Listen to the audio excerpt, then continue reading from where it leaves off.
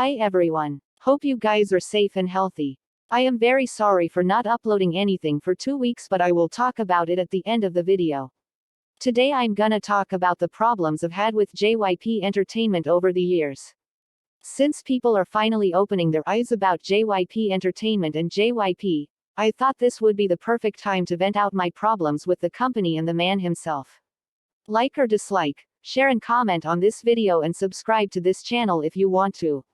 Trigger warning for sexualization of kids, eating disorders and overall weight-related problems from here on out.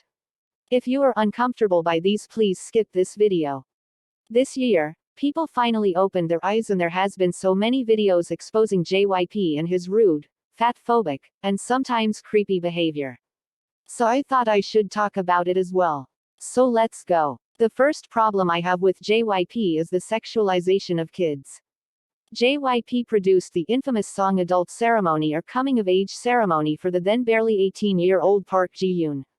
I am not even going to talk about this because it truly disgusts me to this day. The lyrics were way too racy and gives me too much grooming vibes for me to even talk about it.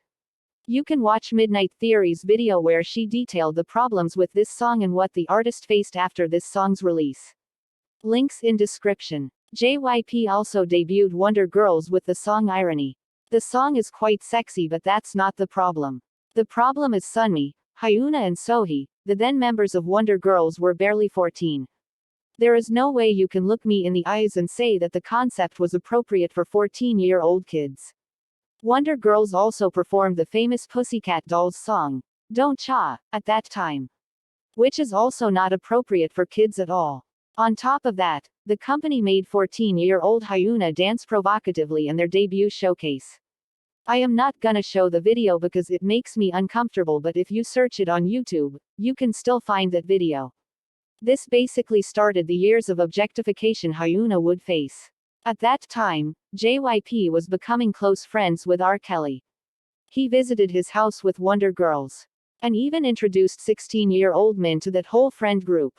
One Google search on R. Kelly will tell you about his history. So I wonder what he and JYP bonded over with. Wonder Girls are not the only one who went through this here. JYP debuted Miss A with the song Bad Girl Good Girl, which also follows the sexy concept. Suzy, the maknae of Miss A, was barely 15 at that time. JYP himself revealed that Miss A hated Bad Girl Good Girl to death. I'll link the article below. The company also made 16-year-old Chewie dance sexily in an elevator. We also had to see 14 and 15-year-old trainees dance to Who's Your Mama during 16. Which is something I've blocked from my memory. Now I don't think I need to explain why making underage girls dance sexily is wrong. It subjects them to predators and in some cases it leads to career-long sexualization of an idol. Now let's talk about dieting and fat shaming. JYP Entertainment also has a very interesting history with that. Let's start with Jihyo, who was heavily criticized during 16. In every episode it felt like the only thing they had to say to Jihyo was about her weight. JYP himself criticized her weight, saying that she doesn't take care of herself and she looks like she doesn't care about being an idol. Mind you, Jihyo was nowhere near of being overweight. Nor did she perform in a lazy way. She has always been very energetic, so saying that she doesn't take care of herself is just crazy to me. JYP Entertainment staff also told Momo to lose 7 kilograms in a week no matter what. On AV Live, Momo revealed that she ate ice cubes to lose weight and was scared that she may not wake up if she fell asleep. This type of dieting can affect your physical and mental health in such a bad way. Last year, during ITZY project, JYP told a barely 17-year-old Iki Matsu Riria, sorry for the pronunciation, that she lacks self-care and needs to get better at weight management. Even saying she isn't serious about being an idol because she can't control her weight. Mind you, she is barely 17 getting criticized about her weight on national television. On top of that, she looks like any other teenager. She has a normal weight. Sending these kinds of messages to teenagers who are very impressionable is dangerous. I just want you guys to know that your weight does not indicate how talented you are or how hard-working you are, and please, never starve yourself under any circumstances. This can lead to eating disorders, vitamin deficiency and many other physical and mental health problems. Please know that. Now let's talk about mistreatment of artists. JYP eliminated Momo from 16 for shock value. At that time, I didn't think that. But my thoughts changed after a few years when he did the same thing with Felix and Minho. JYP eliminated Felix and Minho during Stray Kids' survival show, saying that Minho doesn't have a long enough training period and that Felix's Korean is not good enough to be a rapper, just to add them back into the lineup. It was clearly a PR stunt. The company had no right to manipulate the trainees like this. On June 29, 2020, Jay went on his Twitter account and, rightfully so, complained about how unfair the company is towards him. He stated that he has been doing so many activities recently, such as podcast, waiting on Facebook, collaborating with 88 Rising, etc., but those activities are never posted on the Day 6 account. Why would they not post about his activities? I mean, he is a Day 6 member. He also stated how he was scolded for his YouTube channel and how he had to beg for permission, but even then, he was told that his channel downgraded the company's image, and that he had to quit. He mentioned that he did everything by himself for his YouTube channel. He asked why the other Day 6 members' schedules are made and promoted properly and had money invested in for their content, but not him and his activities. The company told him his channel isn't nice, or that his channel made it look like the company isn't nice. JYP never promotes Day 6 activities properly. Many people know of Day 6 because of Jay's channel. The members themselves do more for Day 6 than that company ever did. And it's quite hypocritical of JYP Entertainment for blaming Jay's channel for making the company look bad, and for downgrading the company image, when these pictures of JYP exist. He looks like Gollum from Lord of the Rings in the last picture. On the June 28 airing of MBN's Airplane Girl, Yoon of Wonder Girls stated that JYP yelled at her because she wears comfy clothes and doesn't usually wear makeup. She also revealed that her and JYP fought a lot during the production of her album. First, they argued over what the title track should be. She wanted it to be Ain't Nobody, but he wanted it to be Bond, because Bond was the only sexy song in the album, and JYP liked it. He told her it should be Bond because we can see your unique sexiness through it. She said, I don't consider sexy concepts bad. However, if I went forward with the sexy concept, the other songs written with sincerity would be ignored. You can pause the video and read it if you want to. During After School Club, Jimin or Jamie called out JYP for not giving her an album. JYP Entertainment already had failed to promote 15 and her group and were mismanaging her solo work as well.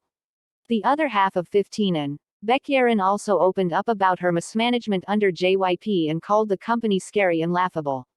I'll link her whole interview and the article in the description. JYP also overworked twice to no end. It had come to the point where Chongyun had cried on screen because of how hard maintaining the schedules were, and the company decided to upload that part. I just hope Chongyun is getting the rest she deserves. After the debut of ITZY, Chaeryeong received extreme amount of hate for her visuals to the point she had cried when one of her fellow members called her pretty. JYP Entertainment did nothing to save or protect her from these hate comments. It got to the point where her mother had to address this publicly, but the company did nothing. JYP is also a huge reason why Misa became Suzy and Friends. After the success of Dream High, JYP started pushing Suzy forward and started overworking her and locked the rest of the Miss A members in the dungeons. It's not like JYP treated Suzy nicely either. Whenever Suzy got hate from netizens, JYP Entertainment did bare minimum to protect her from it. And now let's talk about GOT7. I could make a whole video about how JYP mistreated GOT7. So let's just talk about the basics. JYP heavily controls GOT7's activities. JYP constantly rejected GOT7's JB's songs and barely gave the composed work a chance when listening to them. The members have shared that JYP doesn't even take their opinions sometimes. JYP has publicly humiliated the members. On a V Live with Jackson, Miss A's Faye and a few other people, JYP asked Jackson how many people have tuned in, and Jackson replied that there were 30 people. JYP then said, Jackson's popularity amounts to 30 people. And then talked about how much he paid to bring Jackson there. Jackson looked uncomfortable throughout the whole thing. Youngjae talked about how JYP told him that it would be his fault that the others can't debut. Keep in mind Youngjae debuted in GOT7 with the shortest trainee period. To say he is the reason the other 6 members don't get to debut is so messed up.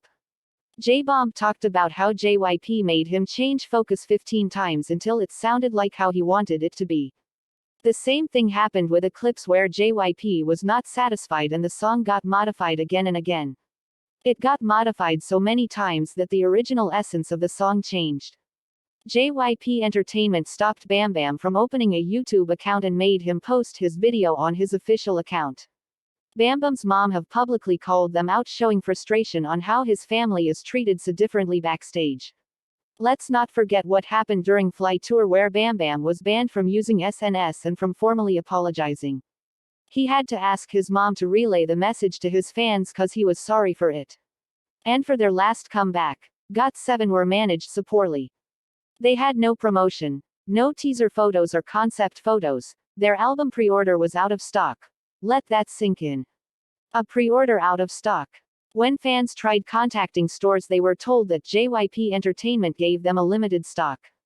This ended up heavily affecting their first day sales. You would think that an MV teaser is a basic requirement for a comeback, right? Wrong. On the day before the last piece MV release they instead dropped a lackluster poster. Mark himself had to promote the comeback in his own social medias because the company did nothing to promote it. I will link some videos below about GOT7's mistreatment and their history because there is a lot. So this was the video. I know I have been gone for 2 weeks, but that's because my laptop died and so did the video I had planned for last week. So my updates are gonna be a problem until I get my laptop back. I hope after watching this video at least some of you guys realize that JYP Entertainment is quite fucked up. I always say that you should stan an artist, not the company, and JYP Entertainment is the biggest example of that. I hope you guys liked the video. Subscribe if you want to watch other videos on K-pop. I'll see you guys later. Bye.